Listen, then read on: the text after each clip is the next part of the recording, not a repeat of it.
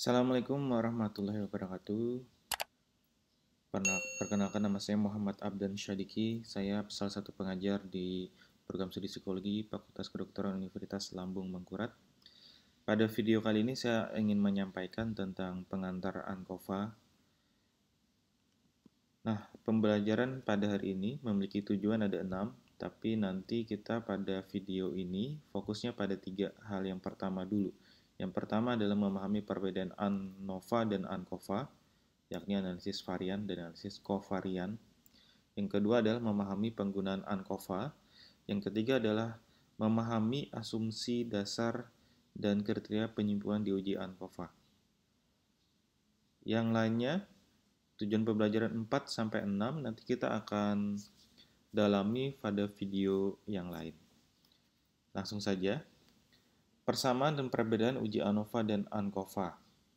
Ini karena memang pada dasarnya ya, ANCOVA ini juga kalau kita lihat ini untuk membedakan atau komparatif ya, atau membandingkan. Nah, jadi persamaannya artinya sama-sama membandingkan skor. Biasanya umumnya digunakan pada eksperimental ya. Digunakan pada eksperimental. Dan sama-sama merupakan uji parametrik. Artinya nanti asumsi normalitas harus terpenuhi dulu gitu ya. Nah, kemudian perbedaannya yang harus kita pahami adalah perbedaannya ya. Karena kalau kita memahami uji ANOVA, artinya nanti penelitiannya menggunakan satu variabel independen atau variabel bebas. Variasinya minimal kan ada 3 ya. Variasi kelompoknya minimal ada 3. Atau perbedaannya itu ada 3 kelompok lah gitu ya. Nah, sementara itu juga tentu di ANOVA, analisis varians, itu juga butuh yang namanya satu variabel dependent atau variabel terikat. Perbedaannya dibandingkan dengan uji ANCOVA, analisis kovarian, ya, adalah letak di mana ada variabel lain yang menyertai analisisnya.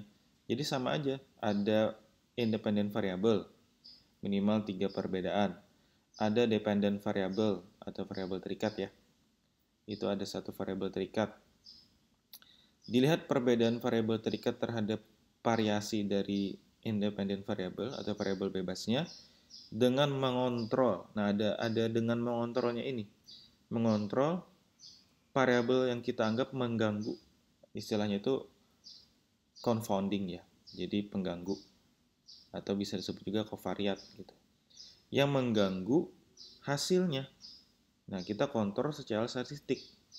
Dikontrolnya secara statistik. Nah, itu yang penting ya. Makanya disebut dengan analisis kovarian. Ko-nya itu adalah berarti salah satu varians yang mungkin akan berpengaruh pada perbedaan dependent variable kita. Contoh nih. Misal seorang peneliti melakukan eksperimental untuk mengetahui pengaruh pemberian kuliah tatap muka, online, dan penugasan terhadap pemahaman mahasiswa. Kalau tanpa ada variabel pengganggu, pakai ANOVA yang ini nih. Ya, yang sebelah ANOVA ya. Sebelah tabel ANOVA. Tapi kalau misalnya kita melakukan yang namanya analisis covariance ya. Jadi ada yang namanya tadi variabel yang mengganggu perbedaan DV kita, yakni di sini kalau contohnya adalah IQ atau kecerdasan intelektual. Jadi dianggap mengganggu nanti hasilnya. Artinya adalah ketika kita ingin melihat perbedaan pemahaman mahasiswa berdasarkan metode pengajaran, yakni kuliah tatap muka, misalnya online dan juga penugasan, maka kita menganggap bahwa ada kemungkinan pemahaman mahasiswa itu akan berbeda ketika nanti IQ-nya itu muncul gitu ya. Ketika ada IQ, maka ketika IQ itu kita ukur juga, sebaiknya kita kontrol secara statistik, biar nanti si IQ ini akan menetap lah istilahnya ya. Ini nggak berpengaruh lah gitu kepada perbedaannya. Maka kita sudah berarti nanti akan yakin bahwa pemahaman mahasiswa itu hanya akan berbeda oleh sebab ya pemberian metode pembelajaran, tidak oleh variabel lainnya. Karena kita kontrol tadi si IQ-nya. Nah, itulah makna dari perbedaan dari ANCOVA dan ANOVA. Nah, mengapa kita menggunakan ANCOVA? Tadi istilahnya analisis covariance ya. Uji ANCOVA itu menggabungkan teknik regresi dan ANOVA. Jadi ada teknik regresi dan ANOVA. Kita mungkin sudah belajar pada video yang lain, kalau regresi kan kita melihat prediksi atau peranan lah gitu ya. Kalau ANOVA kan perbedaan. Dilakukan karena peneliti ingin mengontrol atau mengendalikan ya efek dari variabel lain yang mengganggu secara teoretik. Dan itu nanti akan mempengaruhi hasil penelitian. Nah, sering digunakan pada penelitian eksperimental biasanya. Karena kan eksperimental itu kan kalau kita berbicara tentang kontrol eksperimental itu macam-macam caranya. Salah satunya itu ya kontrol secara statistik. Jikalau tidak bisa dikontrol secara manual lah gitu ya. Kontrol manual itu gimana contohnya? Kalau di eksperimental itu bisa juga, contoh ini salah satu contoh aja ya. Bisa menggunakan matching misalnya. Matching itu kan kita pasangkan lah gitu ya. Jadi di antara beberapa kelompok kita pasangkan. Apa yang dipasangkan? IQ-nya. Di kelompok 1 ada IQ yang 100. Di kelompok 2 ada juga kelompok yang IQ yang 100. Di kelompok 3 juga ada IQ yang 100. Kemudian ada IQ yang 110. Di kelompok 1, kelompok 2 juga ada IQ yang 110, kelompok 3 juga ada. Jadi berpasangan kan jadinya matching gitu. Tapi kan mungkin ada kondisi di mana kita nggak bisa melakukan matching. Gitu, kita nggak bisa melakukan matching. Maka salah satu solusinya, jika kita tidak bisa melakukan kontrol manual, entah nanti dengan matching, balancing, dan seterusnya, ya, dalam eksperimental ya, kita melakukan yang namanya kontrol secara statistik. Apa dampaknya jika kita tidak melakukan kontrol secara statistik variabel mengganggu tadi? Ada kemungkinan nanti perbedaan variabel terikat kita berdasarkan variasi variabel bebas kita ya, dv dan iv kita, itu tidak akurat atau bias, bahkan tidak berbeda signifikan. Nah, nanti kita melalui video SPSS nanti saya kasih tahu ya apa yang dimaksud dengan ketika tidak dikontrol perbedaannya tidak signifikan. Tapi ketika dikontrol si variabel pengganggunya perbedaan jadi signifikan. Nah, itu. Tapi ada kemungkinan juga ya ketika kita melakukan kontrol secara statistik, kita anggap awalnya ini sebagai pengganggu secara teoretik, ketika dikontrol ternyata bukan pengganggu gitu ya. Ya, artinya kita bisa menemukan hal yang baru juga bahwa ini sebelumnya kita anggap sebagai pengganggu sebenarnya tidak pengganggu gitu ya. POSOK juga dilakukan pada uji ANCOVA ini ya. Lanjut. Nah, ini contoh riset yang menggunakan ANCOVA. Jadi teman-teman kalau mau nanti bisa kunjungi di link yang dilihat di tampilan ya. Atau bisa juga cari di DOE-nya. Silahkan dikunjungi nanti. Jadi ini risetnya, dia ingin membedakan ya antara kelompok kontrol dan juga kelompok eksperimental. Kelompok eksperimentalnya dikasih yang namanya e-cognitive scaffolding. Nah, scaffolding ini maksudnya adalah si guru itu memberi bantuan dengan cara pemecahan masalah gitu ya, membantu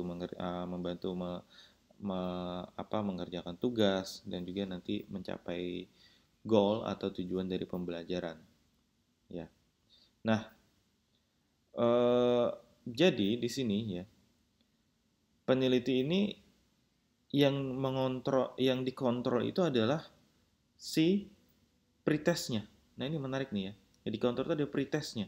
Karena si peneliti menganggap bahwa post-test, artinya kan ada eksperimental nih, ada 25 orang tuh kalau lihat di sebelah kanan atas ya. Sebelah kanan atas, itu ada yang namanya eksperimentalnya 25 orang, kontrolnya ada 22 orang. Jadi ada dua kelompok nih. Ingat ya, kalau ANOVA juga bisa dua kelompok. Tapi di sini dia kan ada yang namanya mengontrol variabel atau mengontrol skor pretestnya. Maka kita tidak bisa menggunakan uji T.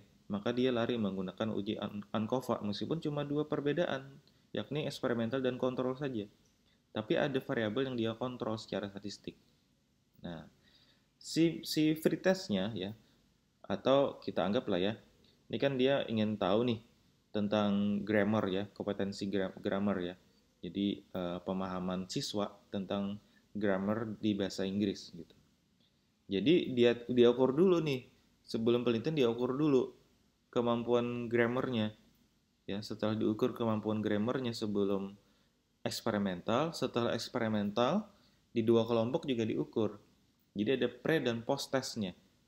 Nah, pre-nya dia anggap mungkin akan berpengaruh terhadap post testnya, hasil post testnya. Maka si pre-testnya itu dikontrol lah oleh peneliti menggunakan kontrol statistik, yakni menggunakan ANCOVA. Hasilnya terbukti bahwa setelah si pretestnya tadi dikontrol, perbedaan kemampuan grammar bahasa Inggris di kelompok eksperimental dan juga kelompok kontrol itu berbeda secara signifikan. Nah, itu ya. Nah, ini contohnya aja. Nah, apa bunyi hipotesisnya? Hipotesisnya kalau uji ANOVA kan kita sederhana aja ya, tidak ada perbedaan rata-rata prestasi belajar berdasarkan perbedaan metode mengajar. Ya, misalnya metode ceramah dan diskusi dan kelompok kontrol. Ini kalau misalnya IV-nya perbedaan metode mengajar dan prestasi belajar. Tapi kalau misalnya ANCOVA, COVA rate-nya IQ, maka ada tambahan sedikit di belakang. Ya, tambahan sedikit di belakang. Dengan mengontrol IQ secara statistik. Kalau depannya masih sama, tidak ada perbedaan rata-rata prestasi belajar berdasarkan perbedaan metode mengajar, metode menceramah, ceramah diskusi, dan kelompok kontrol. Tapi ada dengan mengontrol IQ secara statistik. Kalau hipotesis alternatif kan selalu menggunakan kata ada ya. Kalau hipotesis null itu dengan kata tidak ada depannya. Ini contoh ya, tapi tentu nanti tiap orang memiliki bunyi hipotesis yang berbeda-beda. Tapi kurang lebih beginilah contohnya. Asumsi di uji ANCOVA. Yang pertama, harus ada hubungan linear antara si variabel terikat kita dengan si variabel pengganggu. Maksudnya apa? Maksudnya adalah si IQ tadi itu benar berpengaruh terhadap prestasi belajar. Maksudnya begitu ya. IQ benar mempunyai hubungan yang linear dengan prestasi belajar. Karena kita menganggap ini ada hubungannya nih. Oh, berarti ini berpengaruh terhadap uh, apa hubungan antar independent variable kita, gitu ya. Jadi artinya karena ini berpengaruh, gitu, karena ini berperan, maka kita harus kontrol si variabel pengganggunya nih, berpengaruh terhadap tarikat kita ya. Kemudian yang kedua ada homogenitas slope regresi, garis-garis regresi pada masing-masing kelompok paralel mempunyai slope yang sama atau slope atau kemiringan garis dibuktikan dengan uji homogenitas. Jadi ada tetap uji homogenitasnya dan tidak ada interaksi antara kovarian atau variabel pengganggu IQ tadi misalnya dengan perlakuan dengan IV kita gitu ya. Dengan IV kita dengan kelompok perbedaan kelompok kita ya. Selain asumsi yang sudah saya sebutkan tadi, tentu juga karena ini merupakan bagian dari uji ANOVA ya. Tipe lain dari uji ANOVA, maka tentu juga kayak observasi sampel harus independen. Jadi pada kondisi eksperimental harus dilakukan secara bebas lah gitu ya. Jadi maksudnya si tiap kelompok tadi, kelompok kontrol, eksperimental itu ya tidak saling berhubungan gitu ya, tidak saling berkaitan. Jadi bebas lah, tidak ada sampelnya tidak saling berkaitan ya. Beda lah orangnya gitu. Populasi direpresentasikan dari sampel itu harus normal. Jadi distribusi data itu harus normal. Jadi sama juga, normalitas juga harus diuji juga ya. Asumsinya kalau sampelnya 30 lebih ya jumlahnya, itu relatif biasanya uji normalitasnya terpenuhi. Dan biasanya uji normalitas itu dilakukan juga per kelompok ya. Jadi kelompok 1, kelompok 2, kelompok 3. Populasi direpresentasi melalui sampel harus memiliki varians yang setara tadi yang menggunakan homogenitas ya. Kemudian data yang diukur setidaknya berbentuk interval pada variabel terikat. Jadi kayak misalnya pemahaman siswa atau prestasi belajar siswa itu kan interval. Nah, Kemudian kriteria penyimpulan di uji ANCOVA. Nah, teman-teman bisa lihat di sini ya pada tabel yang saya kutip di riset yang tadi sudah saya sampaikan di awal ya.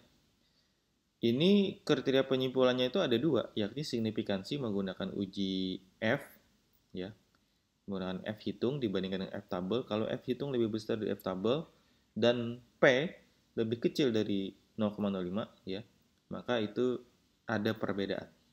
Jadi hipotesis alternatifnya diterima. Atau juga bisa menggunakan efek size. Kadang-kadang ya, ada juga ketika melakukan uji analisis, di uji signifikansinya tidak berbeda, signifikan tapi efek size-nya cukup medium misalnya ya. Ada juga mungkin begitu hasilnya. Tapi ya, karena hasilnya begitu, ada kemungkinan mungkin sampel kita terlalu kecil. Terlalu kecil gitu ya. Nah, efek size sudah saya jelaskan di video yang lain. Nanti bisa ditonton video yang lainnya. Intinya kalau teman-teman lihat di tabel kedua ya, tabel 2, itu kan kalau kita lihat ada yang namanya Eng pretest, berarti itu adalah pretest untuk grammar English yang pertama lah gitu ya. Jadi pretest yang pertama. Itu kalau kita lihat nilai F-nya tuh besar banget tuh, 48,088. Eta square-nya juga besar banget, 0,522. Nih kan besar tuh efeknya tuh. Kalau kita lihat di sana 0,14 aja besar gitu. Kalau itu kan 0,522. Berarti kita menganggap bahwa si pretest ini berpengaruh besar terhadap post test kita. Maka harus kita kontrol. Nah, itu maksudnya ya. Yang di baris yang kedua ada grup itu yang tabel yang kedua tetap ya. Itu teman-teman bisa lihat tuh. Nilai signifikansinya 0,002 di bawah 0,05 lah gitu ya. Kalau signifikansi kan kita bisa pakai 0,01, 0,05 atau 0,001 misalnya. Nilai F-nya juga lebih besar juga nih. Kalau F standarnya kan 4,0 ya. Ini kan 11,191. Dan eta square-nya itu 0,2 besar juga. Nah, posoknya juga bisa kita lihat di sini. Ya, jadi posoknya juga berbeda signifikan. Baik. Nah, kurang lebih itu yang mungkin dapat saya sampaikan. Terima kasih atas perhatian teman-teman. Nanti kalau ada yang mau nanya, silahkan di kolom komentar, boleh ditanyakan. Jangan lupa, jika video ini bermanfaat, silahkan dibagikan dengan orang lain. Kemudian juga jangan lupa di like videonya. Dan jangan lupa juga di subscribe untuk channel kami di SnapLab Psychology. Terima kasih. Saya akhiri. Assalamualaikum warahmatullahi wabarakatuh.